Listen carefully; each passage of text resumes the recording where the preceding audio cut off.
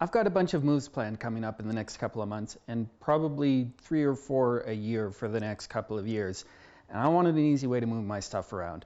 So I made these carts for these shelves.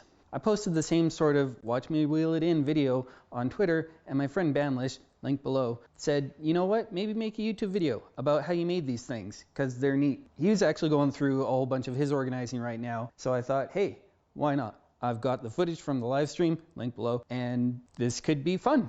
So here we go. These things are really simple. They're just 2x4s wrapped around one of the shelves. The only thing that you might not initially think of is to make sure you put your casters directly below where the post supports are. These shelves work by having all of the weight on the shelf going straight into the support posts. The support posts take all the load, and the shelves basically hold themselves up. So as long as your casters here are directly below the support post holes, any amount of weight that you'll be putting on the post is going to go straight through to the caster. And any amount of weight that's on the shelf is being held up by the post as it normally would. To start the build, I had to remove one of the shelves so I had a template to work around. These shelves have tabs on the end that let you lock the entire shelf into another end to end to make them more stable. They had to go. Then I started laying out the 2x4s around the shelf, and I put some underneath to make sure I'd have room to move stuff onto and off of the shelves without interference. After that, it was a fairly straightforward game of measure in place, cut, check, and repeat. I was going to be building 6 of these, so I wanted to make sure the first round of cuts were precise, as I'd be using their lengths to set stops on the saw later. I got 1 screw in each corner of the right side before getting the final lengths for the front and back pieces. Once I had the length correct for the back, I used it to match the length for the front. This way, they're exactly the same. Then it's just put it all together. Finding stuff to say during time lapses is hard. This first cart ended up being just a little too snug, and I had to flip the shelf over to get it in. Since I wanted to cut all the pieces for the remaining 5 all at once, I ended up adding 1 millimeter to each of the cuts. I wanted the caster supports to be square, so I set a stop block the width of a 2x4 away from the blade. If your length is the same as your width, you have a short stubby, and I'm sorry. And in this case, you also have a square. Until I have some fancy high-speed cameras, I won't bore you with the 50 or so cuts for the other 5 carts. Instead, here's some digital zoom on one of the really sketchy caster support cuts.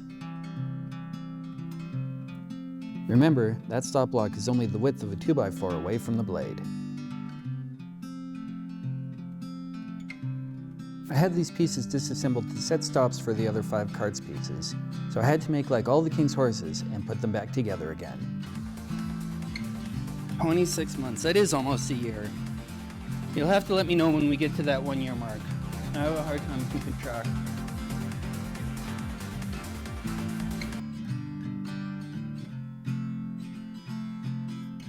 Just a little tappy tap and we're square enough.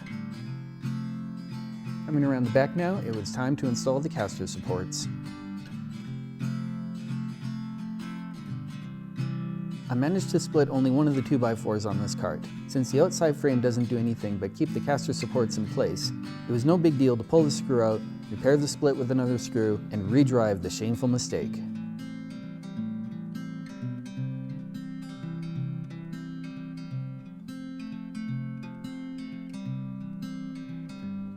With all the caster blocks in place, it was time to get the casters installed.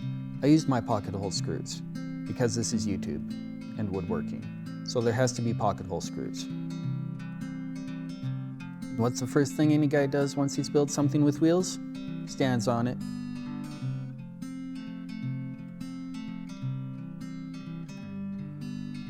And then stands on it again, just to make sure the first time wasn't a fluke.